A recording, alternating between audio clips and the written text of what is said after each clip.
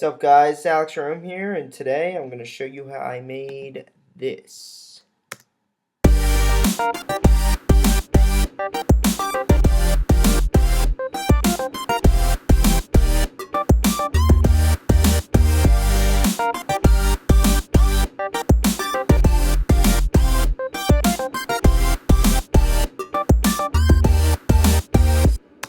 Alright, so let's start bottom up. So I'll start at the kick and then we'll work from there. So the kick sounds like this.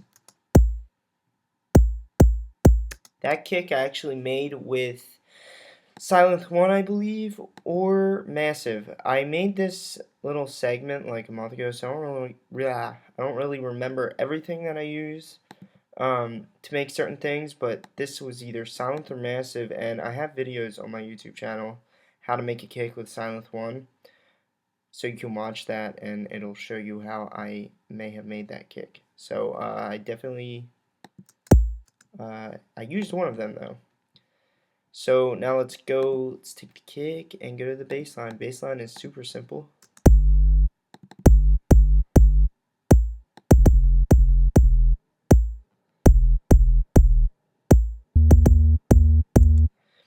So if you notice I didn't keep going down, it's because the bass notes got too low and you can't hear it when it gets too low. Gets below like the 25 hertz range and you start not being able to hear it. So that's that. Real simple notes, and I noticed right here I have a little extra hit here. I don't really know why. I don't know what that's doing there. Maybe it is like helping the rhythm out, so I'm gonna have to listen closely to. It looks like I have the chords there too. A little piece of the chords hanging out there too, so maybe it does help out with the rhythm. So next I added these chords. So I'm going to go ahead and show you the chords that I use. So I don't really make chords this big ever. Usually if I make chords they'll look something like that. But for some reason I went all the way and made 4 layers of notes. Looks like these are an octave apart, so these bottom 2 are an octave apart, and then just kind of did random stuff with the top. I'll play these alone.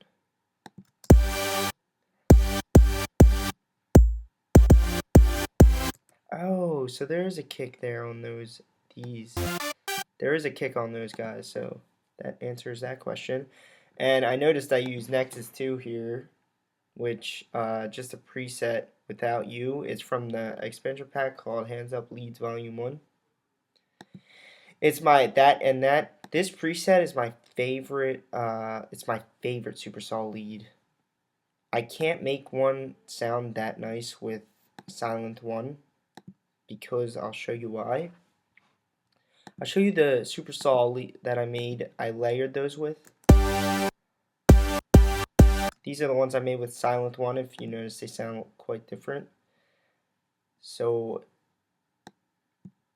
the reason I can't get them to sound like this Nexus 2 one, and the reason this Nexus 2 one, see, it kind of sounds like more is in those, and I bet the reason why, the way they made that is with a synthesizer that has a 16 voice unison per oscillator. I have a demo version of Serum, and each oscillator goes up to 16 voices instead of just 8 here. And because there's 8, because there's only 8 here, it actually makes the saw sound a little bit thinner than a synthesizer that has a 16 voice unison. So you kind of hear it's a little bit thinner than this Nexus 2 version. There's a lot more going on in that sound. So yeah, that's would be the reason that sounds different. Well, that's my theory at least.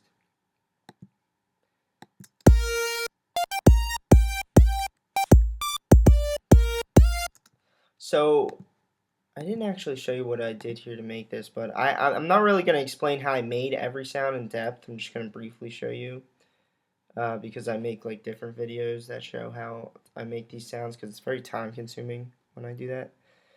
It's just really simple. Super sol in this oscillator with a sol detuned, 8 voices, and nothing else to make that. I put an overdrive plugin.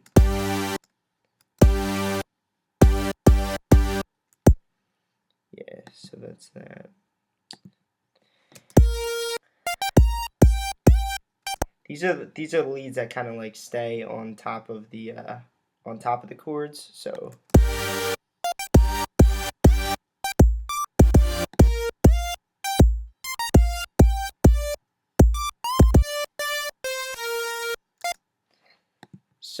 this is a Sylenth 1 lead. Super sol, a bendy super sol with, looks like I put a square wave here, 8 voices on each, and I have a sol here. Mono legato with the time up almost to half, but not quite. I wanted it to bend, and that's how to make it bend.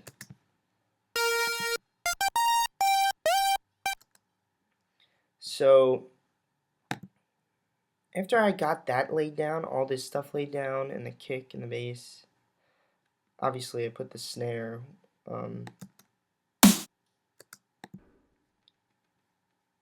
That snare is like literally a basic snare I found in a generic snare I found in my Logic X library. I think Logic might have came with that, I'm not sure, but it worked, and whatever works, works. So another piece, so when I was adding these leads, I have 4 different kind of like leads that interchange and hit at different times because I wanted to make it like a really quick switch up sound, like what am I trying to say here, like I wanted it to be like a cool sounding rhythm. Like I didn't want just one sound making the rhythm, I wanted a bunch of sounds making the rhythm because that makes it sound like really cool, and it makes it kind of adds complexity, if that's a good word. So I'm gonna play all 4 layers here.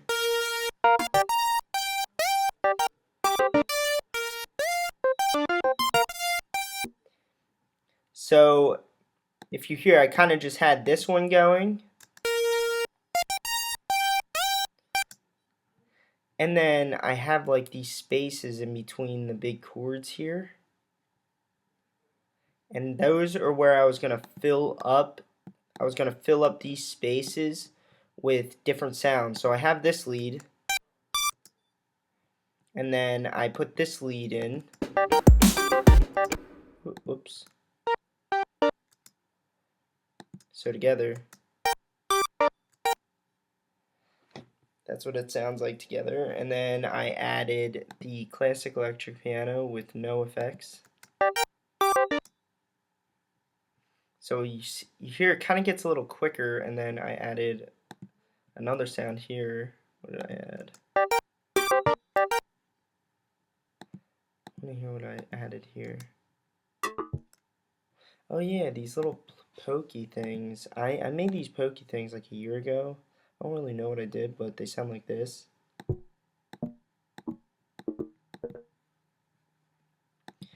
They sound pretty cool. They're cool for like a percussive, like a synthetic percussive sound. So I kind of throw them in. It really helps with the rhythm. So I kind of just added different variations. You see this one's a little different than this one, and that one's a little different than this one, and filled up these spaces kind of strategically to make a good rhythm. So then I came down here, and on top of the chords I added a crash. So I'll show you without the crash the difference that crash makes.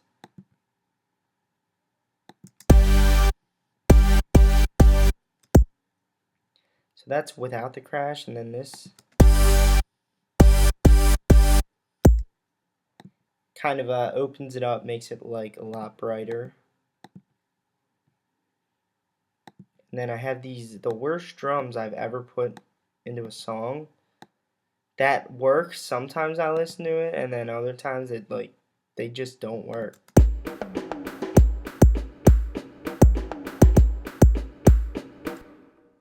don't like that hi-hat. I don't know what I was thinking with making it that loud compared to the other drums, but this basically is a bounced out version of this.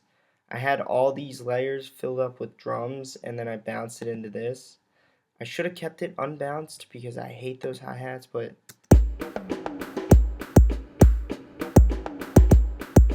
obviously the kick's not included in there. I have it soloed out, so without the kick.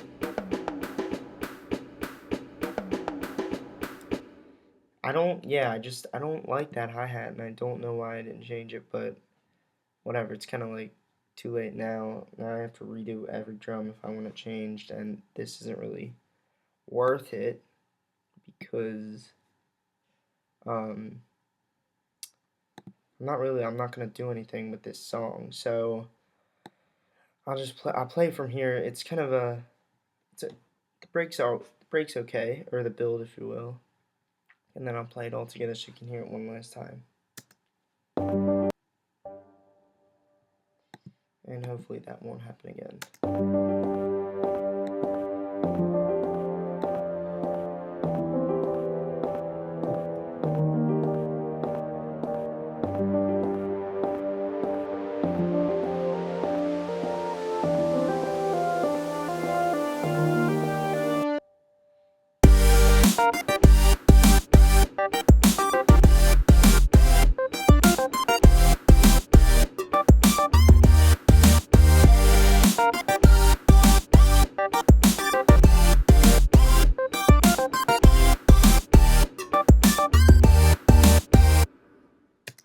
Alright, so there you go, guys. Thanks for watching.